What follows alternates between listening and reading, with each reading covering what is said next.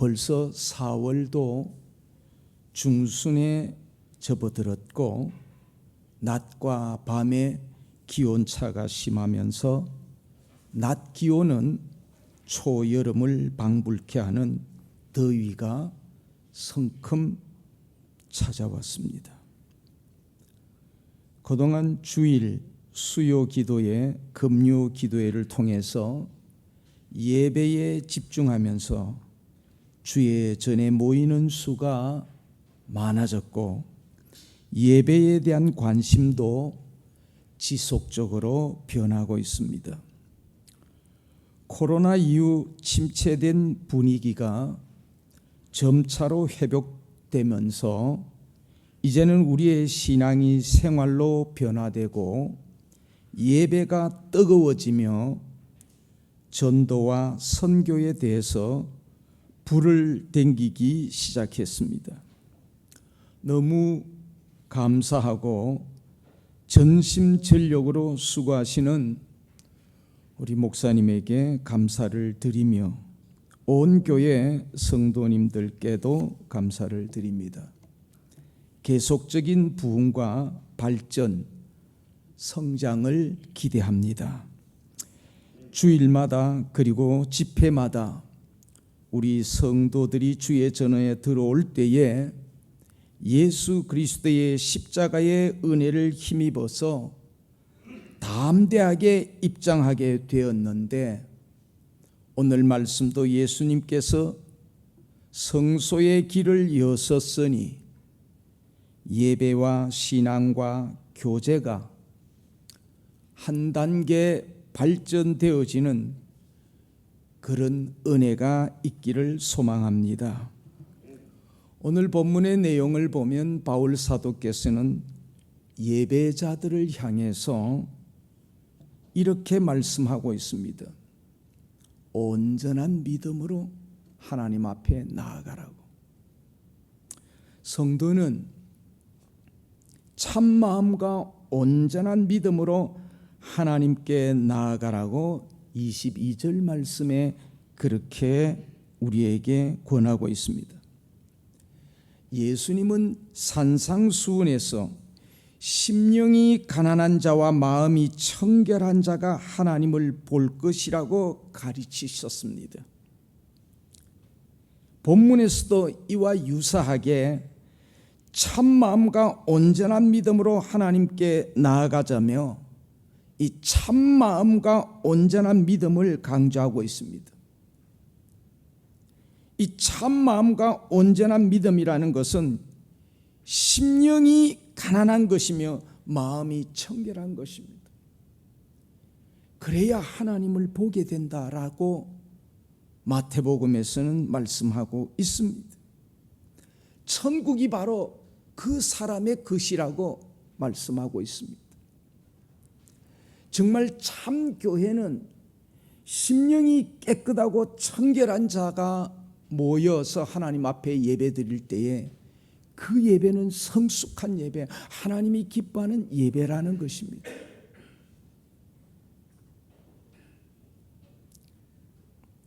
참 마음과 온전한 믿음이 없이 하나님 앞에 나아가며 기도를 해도 하나님을 만날 수 없을 뿐 아니라 기도의 응답도 받을 수 없습니다.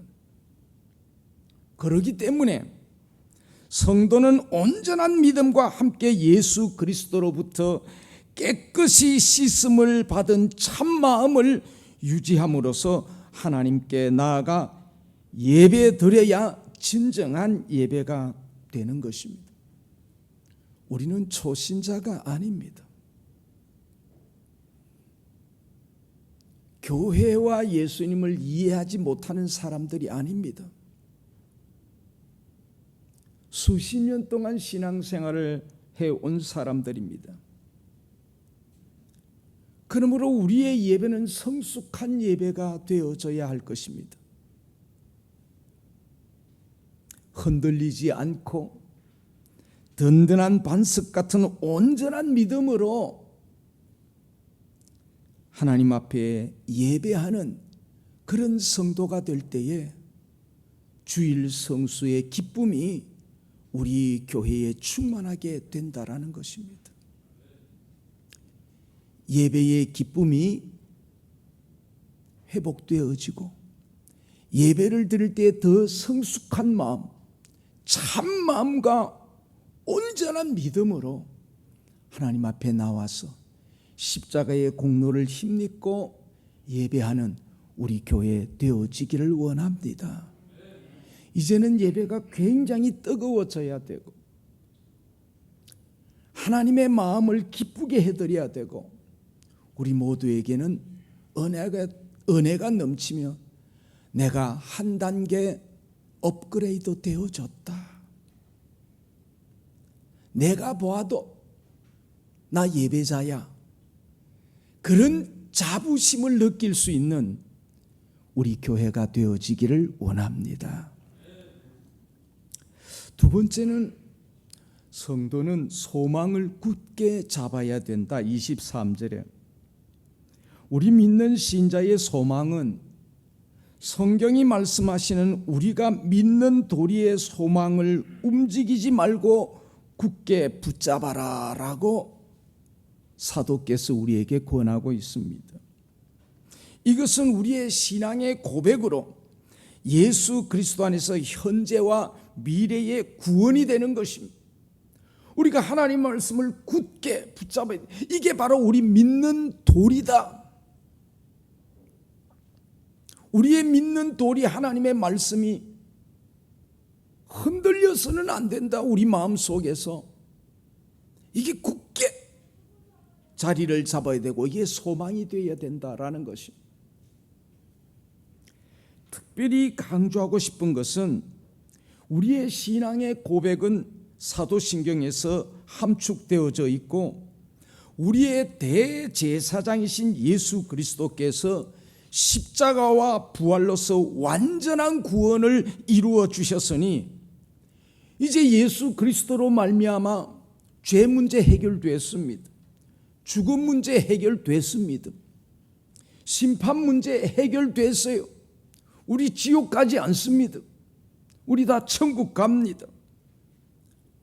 우리는 죽어도 다시 살게 되고 죄의 종이 아니라 의의 종이 된 줄로 믿습니다. 이런 믿음에 자부심을 갖고 있어야 된다. 이런 믿음을 든든하게 가지고 있어야 예배가 예배답고 예배자가 자부심이 있거든요.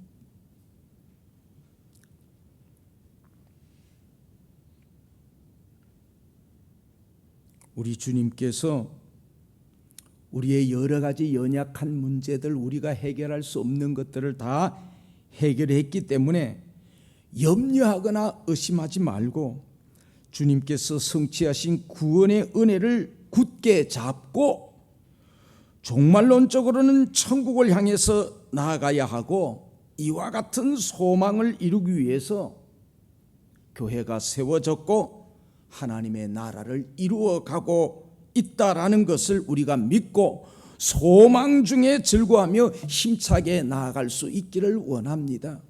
우리의 수고와 노력으로 통하여 교회가 더 든든히 세워지고 하나님의 나라가 확장되어진다.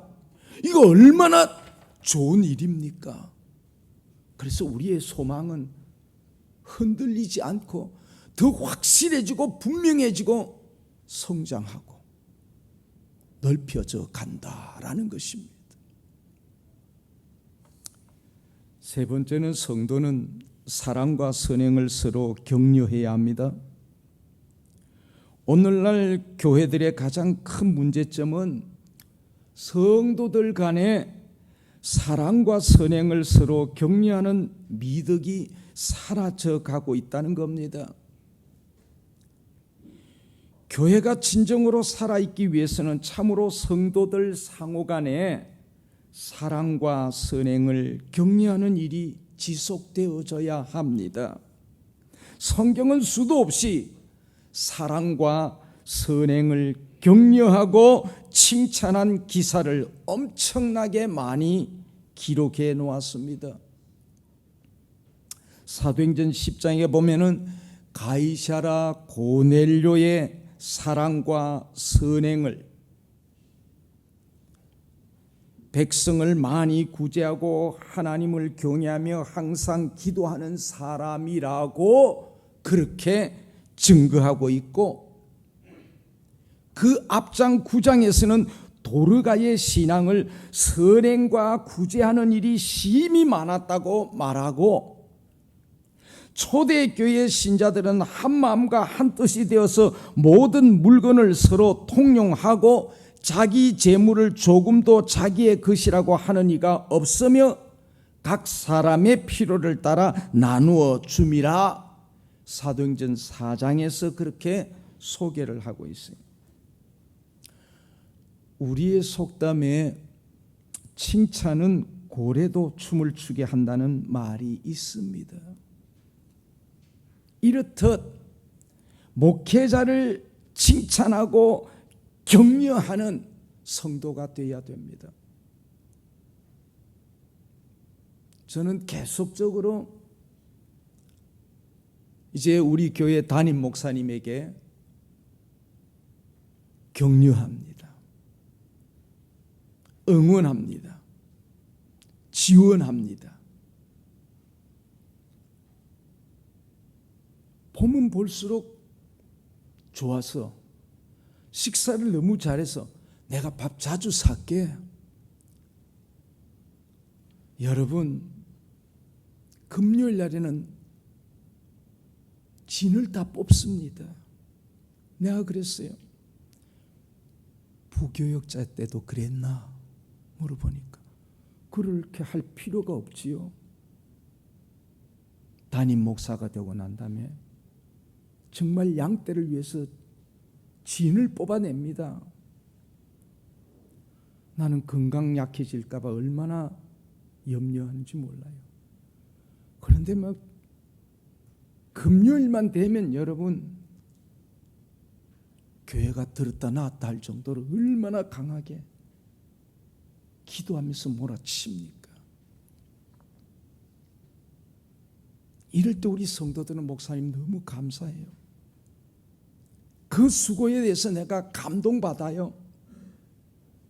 정말 은혜로운 말씀에 큰 도전을 받아요. 이런 정도의 말을 던져줘야 되는 거예요. 그래야 목회자가 힘이 나는 겁니다. 아닌 게 아니라 원로인 내가 딱 째려보고 있으면 그거 어떻게 힘나겠어? 자꾸 격려하고 더 은혜 받기 위해서 노력하고 윗사람이 끌어줘야 되고 성도들은 밀어줘야 되는 거야. 목회자는 우리 장로님, 권사님, 집사님, 재직과 평신도, 청년과 주일학교 아이들까지 서로 사랑과 선행과 믿음을 격려하며 칭찬해 줄 때에 자부심과 자신감을 가지고 섬기고 위로하고 봉사하며 예배하는 성도들로 진짜 좋은 공동체 이루어가는 겁니다. 이제 사랑과 선행을 서로 많이 칭찬하고 격려해 주시기를 바랍니다. 별로 그렇게 잘 안 했다면 오늘 오후 예배부터 수요 기도에, 금요 기도에 너무너무 감사해요. 감동적이었어요. 이렇게 해야 됩니다. 우스갯소리로 6.25 사변 이후로 이렇게 칭찬받는 거는 처음이요? 이런 이야기가 나와야지. 여러분, 이제 노회로부터 우리 이상천 목사님은 한길교회 담임 목사로 허락이 됐습니다. 저는 노회원들에게 담임 목사라고 소개를 했습니다. 이제는 당당하게 더욱더 교회를 위해서 열정을 쏟을 수 있을 것입니다. 허락을 했고 이제는 우리가 10월이나 11월에 가서 예식을 하게 되면 이 모든 허락에 대한 것을 교회 앞에서 공포하는 예식을 갖습니다.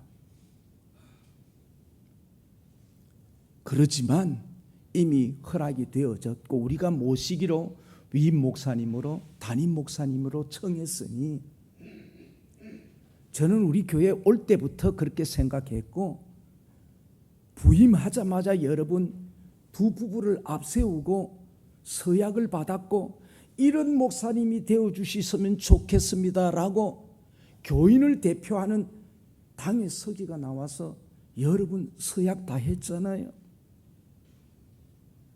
이거는 변하지 않는 거예요. 이제는 당당하게 그렇게 해야 됩니다. 그래서 성도는 사랑과 선행을 서로 격려해야 되는 것처럼 목회자가 우리 당회원들, 권사님들, 집사님들 참 수고하심에 대해서 자주 격려하고 칭찬해 주십시오. 우리 장로님들, 권사님 우리 다 약속했잖아요. 잘하기로. 참 목사님 최선을 다하는 모습에 대해서 감동을 받고 있습니다. 정말 하나님의 놀라운 은혜입니다. 그리고 그렇게 하십시오.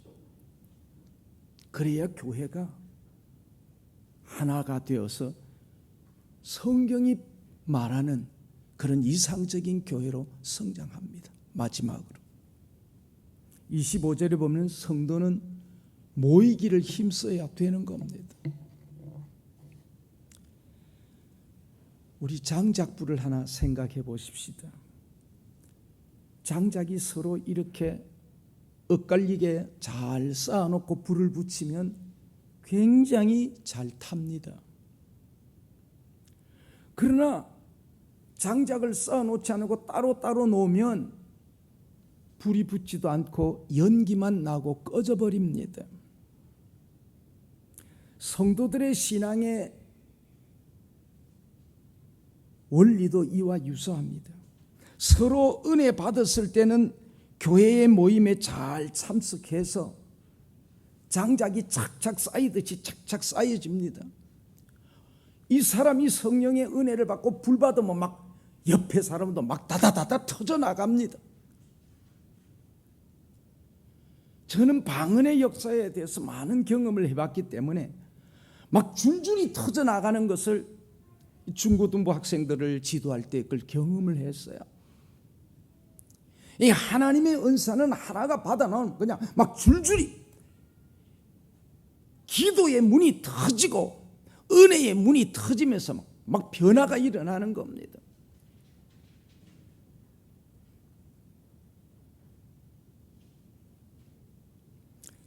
성도들은 하나님의 은혜를 사모하는 마음으로 집회에 참석하고 다른 성도들과 받은 은혜를 서로 나눌 때에 점점 더 성령의 충만함을 우리가 체험하게 되고 저분에게도 성령이 역사하시는데 내가 받지 않았던 이런 성령께서 은혜와 은사를 주셨구나. 우리 교회의 성령께서 다양하게 역사하시는구나. 우리가 열심히 모이면 하나님의 성령은 에베소 교회, 고린도 교회, 로마 교회에 주셨던 그런 은혜와 은사를 무진장 우리 교회에 부어주시리라 믿습니다. 금요 기도 때 여러분 사력을 다해서 기도하잖아요. 그때 막 우리의 기도가 천장을 막 올라가는 느낌을 막 받지 않습니까, 여러분?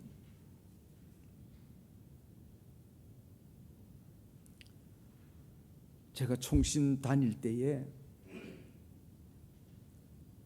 금요일 되면 산에서 우리 총신대학 뒤산에 기도굴이 많이 있어요. 거기에서 전도사님들이 얼마나 열심으로 기도하는지 그 기도의 소리가 산을 막 흔들어 놓는 것 같아. 그 기도의 그 열기, 그 영성들이 쫙 올라가는 그런 느낌들을 여러 번 받았습니다. 저도 한 멤버가 되어가지고 또 기도하고, 이래서 이 산기도, 이 철야기도, 심야기도에 그런 영성들을 많이 경험하게 된 겁니다. 수요 기도에 시작하기 전에 권사님들 모여서 기도해야 하잖아요. 사람의 말 너무 많이 하지 마세요. 기도에 집중하면 여러분 혀가 불같이 갈라지면서, 기도에 줄이 잡히면서 여러분의 기도가 터지면 교회는 끝장납니다. 권사들의 기도가 힘이 있어야 돼요. 영성이 있어야 되거든.